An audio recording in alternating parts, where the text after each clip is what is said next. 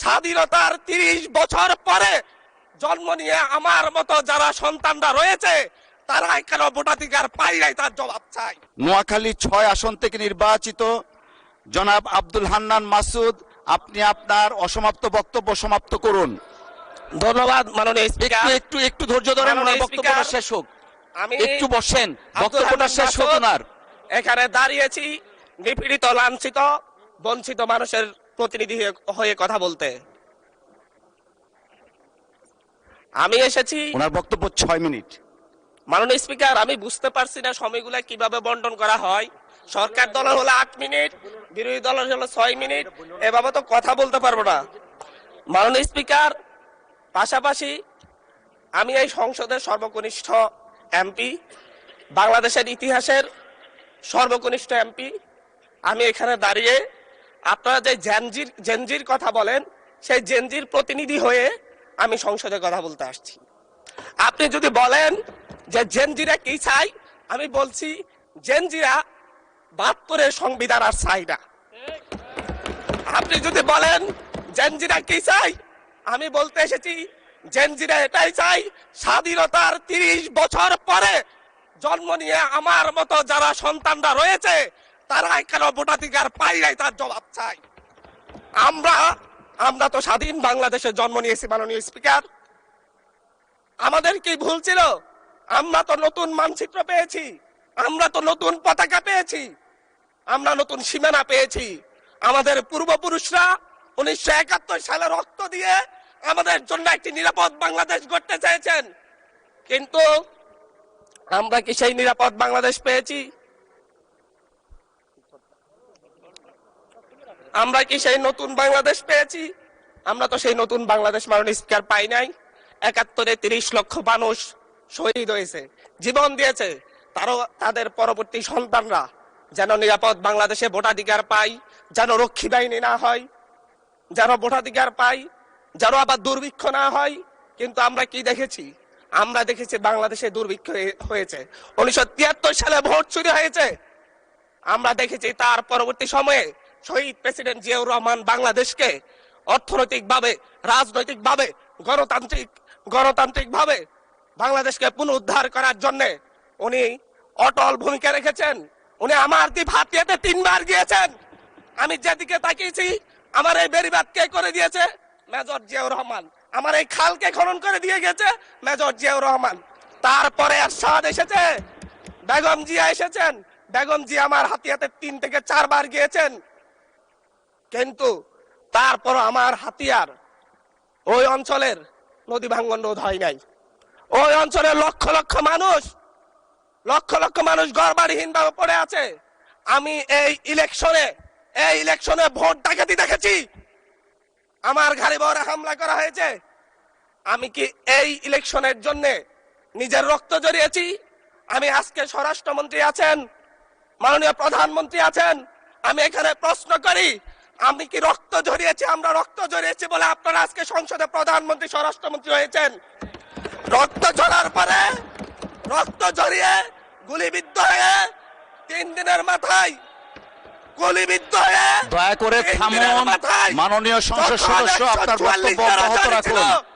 144 ধারার মধ্যে আবার নিজে গুলিবিদ্ধ পা নিয়ে বের হয়ে গিয়ে সংবাদ সম্মেলন করে বলেছি আবার রাস্তায় নামুন, হাসিনা পতন হতে হবে। আমরা বলেছি নতুন বাংলাদেশ দিব। আমরা নতুন বাংলাদেশ আবার প্রতারণার রাজনীতি দেখতে চাই না, প্রবঞ্চনার রাজনীতি দেখতে চাই না। যেই গণভোটের পক্ষে আমাদের মাননীয় প্রধানমন্ত্রী প্রচারণা চালিয়েছেন, যে আদেশের পক্ষে মাননীয় সরকার দলীয় সংসদ সদস্যরা প্রচারণা চালিয়েছেন, আজকে এখানে এসে কেন এটা নিয়ে আবার দীর্ঘ আলোচনা হতে হবে? আমরা 90-এর গণঅভ্যুত্থানের কথা বলে যাই নাই। 3 জোটের রূপরেখা হয়েছে, বাংলাদেশ গণতান্ত্রিক ভাবে উত্তীর্ণ হবে কথা দেওয়া হয়েছিল, কিন্তু 94 সালের মাগুরার নির্বাচন কারা আয়োজন করেছিল? কারা 94 সালে মাগুরার নির্বাচন আয়োজন করেছিল?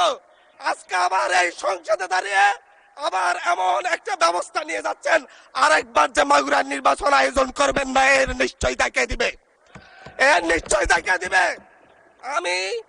আমি আমার সবচাইতে কম বয়সী প্রার্থী হিসেবে নিজের প্রার্থীটা জমা দিয়ে এলাকায় গিয়েছে প্রচারণা করতে, তিনবার হামলা শিকার হতে হয়েছে।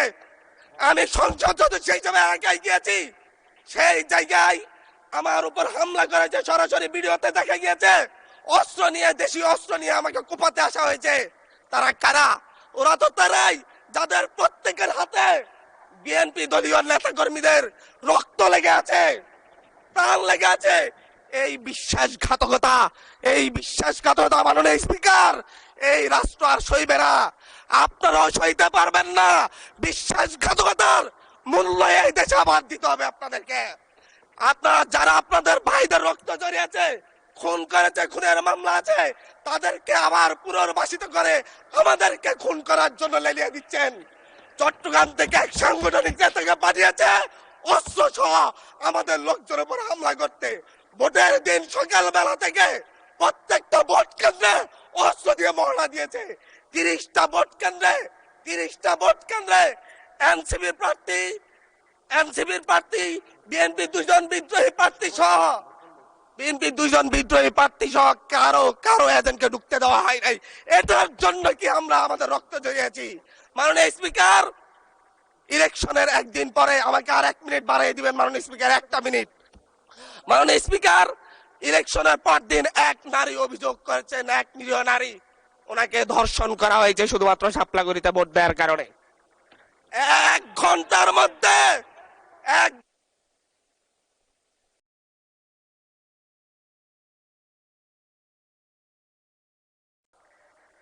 ধন্যবাদ মাননীয় সংসদ।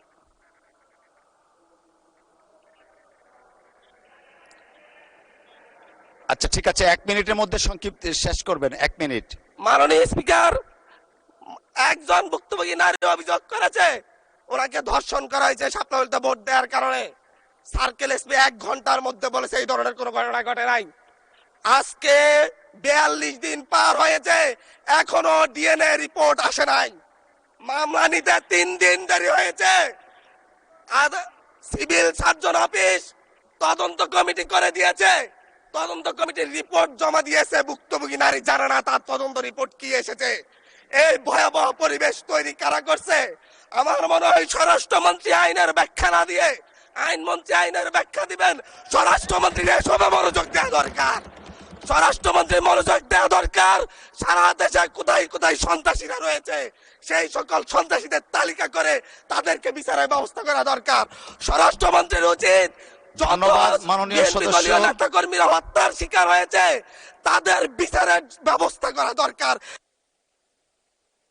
ধন্যবাদ মাননীয় সদস্য।